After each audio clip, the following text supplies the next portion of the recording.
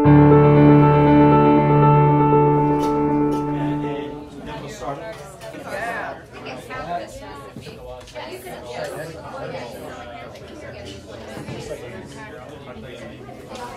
is Felicia. She's going to be talking a little bit. She's going to actually walk us through the fermentation process. And she's going to start that actually right now because there's a step that takes about 20-30 minutes to kind of kick in. And then I'm going to talk about 10-15 minutes, maybe not even that, about why it's important that we need to kind of do this or have probiotics in our life. And then we're going to do it. So we're basically going to use this culture starter. In the culture starter, it has like a probiotic in it. So it comes like, you know, per box, it usually comes in a little sachet like this. To wake this bacteria up, you know, like to get it working, because right now it's a dormant condition. So to wake it up, you just open it up. See here. I'm going to use 2 pouches because 2 of these starter kit, that will make into a gallon of that celery juice. That's basically the celery juice, the green thing that you see there.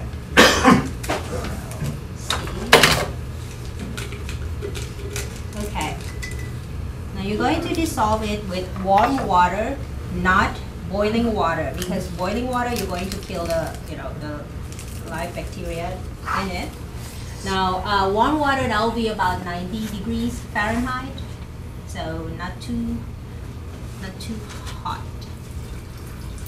Now for 2 packages, you need about half a cup of the hot water. So you just kind of stir it, make sure that it mixes well. And the starter also needs some sugar, some type of sweetener. You can use raw sugar if you have one, or if not, you can use agave, sucanat, or even the basic raw sugar. What is sucanat?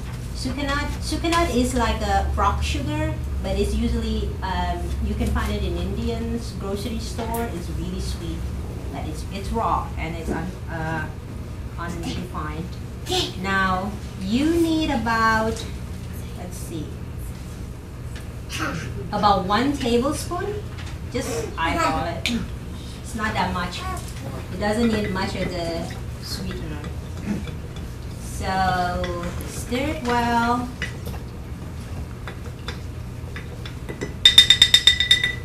And that's it. Just let it sit for 20 minutes. Usually that's how long it takes for it to wake up. You can close the jar or leave it open. That's fine. Of why they're good for you. All right, so they reside in our GI tract. All right, so how many people have been here for a lecture before? I recognize some familiar faces. So what I want to go through is I always talk and harp in why the GI tract is so important in health. And that's why I'm going to just do a little primer on that and get into some more just facts about general probiotic function. But 70% of our lymphatic tissue, our immune tissue, is basically in our GI tract, in our gut, in our stomach. 70% of our overall immune system. 80% of our immunoglobulins, or immune communicating proteins, are in our GI tract. Huge proportion of our overall immune system. So if you think of this system going downhill, you can look at our health kind of going in the same direction. So it's really important just to take care of our gut, because if you do that, you'll see a lot of other issues start to clear up. These are just some conditions associated with poor gut function. Chronic fatigue, depression, type 1 diabetes, cardiovascular disease, autoimmunity, which opens up a whole wide range of conditions, inflammatory bowel disease, obesity, type 2 diabetes, and a whole bunch of pediatric disorders, autism, ADD, ADHD, whole bunch of different disorders, and asthma. Okay, that's just a few, just to give you an idea of how important it is. All right, so probiotic just means pro-life. Any basically microorganism that promotes health benefits to us is considered a probiotic. All right. This is some little trivia you guys can do over drinks with other friends. There's over 400 different species of bacteria, good bacteria in our gut. 30 to 40 of those account for 99%. Now, this is what's staggering. 2 to 9 pounds of our body weight is good bacteria. It's huge. That makes it, if it was an organ, one of the biggest organ systems in our body almost. up there with our brain. So very, very important. That's a lot of bacteria also. That's a lot of bacteria. A lot of bacteria. Yeah. They outnumber our cells like in magnitude compared to what our cells are in our bodies. So, all right, so all I went through, and I just want to keep this education aspect of probiotics very, very short because I want to get to the hands-on part of it because that's going to be the fun part. I'm going to go through the list. This isn't the complete list of all the benefits of probiotics. I try to break it down in terms of immune system, nutritional, and just so you can kind of understand different areas of where they help us get health benefits. So this is the immune system, all right? One, good bacteria initiate a good film of bacteria in our gut. So when they culture, they use the food supply. So when then the bad bacteria gets into our tract, say we travel somewhere we're not exposed to a certain bacteria before, like traveler's diarrhea, stuff like that, you have a big culture of good bacteria in your GI tract using all the fuel supply. So when you do get exposed to bad bacteria, that bad guy never has a chance to establish and make an impact on your health. So you don't get that traveler's diarrhea or you don't get sick. So it helps compete against the bad bacteria. So you want a good army, and that's what probiotics do. It helps increase your antibody production. So one part of your immune system is the memory portion. It helps stimulate that part of your immune pathway. Helps regulate and decrease chemicals of inflammation and basically these chemical messengers that promote it. Very, very important. You see a lot of like autoimmune conditions. That's why probiotics help a lot of autoimmune conditions, is just by decreasing this kind of cyclic pattern of autoimmune flare-ups. That's where they work heavy in their work. They also help convert certain plant-based chemicals called phytochemicals, like ligands from flax, into enterolactins. And there's been a lot of research showing that if you're low in enterolactins, your risk for like breast cancer and other type of cancers in the GI tract start to go up. So there's some cool facts there about that. So those are just immune benefits. Nutrient production, so when we take the food in, we don't digest it all the way. Probiotics help us out with certain parts of it. In doing so, they actually help us make certain B vitamins, vitamin K, and amino acids. This is just a full list of all the B vitamins they create for us, but it's pretty cool that they help us get nutrients that a lot of us spend money on to take. So, digestion, probiotics release digestive enzymes to help us break down foods that we can't normally do on our own. They also help us digest insoluble fibers. We call these prebiotics. When you buy a probiotic, if you do, make sure it has prebiotics in it because it will make your probiotics go even further because you're giving them food when they get into your GI tract to kind of ramp up in culture. And the cool thing about this, these insoluble fibers, when you digest them, they make things called short-chain fatty acids. So short-chain fatty acids basically account for 70% of the fuel supply that help turn over our GI tissue. So our GI tissue, our cells in our gut, have a 4-day lifespan. So they're always turning over.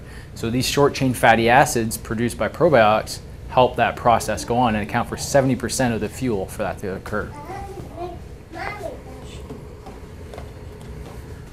Also, this is some cool stuff here. So how many people like do cleanses and detoxes? So probiotics actually help release enzymes very similar to liver enzymes. I put down, it's a cytochrome P54, that's the detox pathway in your liver that starts the whole detox. Our probiotics will release enzymes very similar to that. And what's cool about it is when probiotics release them, they also get into the bloodstream, circulate, and when they get to the liver, they stimulate the liver to increase their production of detoxification enzymes. It's pretty neat. So now you take something, say like you eat a fish or something that has mercury or heavy metal in it. We don't want that stuff in our body. The cool thing is this system here helps dampen the effect that toxic chemical has on our body. Just another cool benefit that probiotics have. Again, butyric acid, that's one of the short-chain fatty acids that's produced. When research shows when that actually gets elevated in your blood, again, there's an anti-tumor, anti-mutagenic effect. So like an anti-cancer effect to this being in your bloodstream. So again, produced by probiotics. So this is our time. We're going to divide up into groups. I just want to give you some cool facts about probiotics. Everybody just thinks that you need to take them, but not everybody knows why. That's some short facts, but very vast facts on different levels. We're going to get into the fun part now, and we're going to start making these critters. This is about a gallon. So a gallon will give you about 10 of these fermented veggie, 32 ounces. Now, once you wake this baby up, you basically just mix them and just kind of like stirring it. Okay. Now I already have some vegetable prepared. Now what you want to do is that you want to make sure that you press all these vegetables down.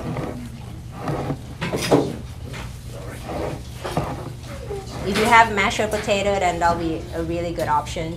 Yeah, the best bottle is that for you to buy the white opener, you know, the white mouth. This is the wrong one, but it worked.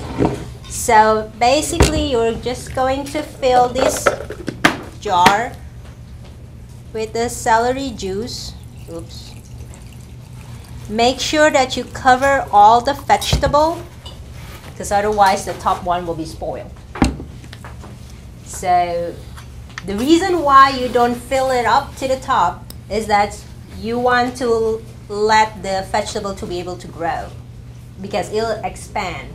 It'll fill it up to the top as you're fermenting it.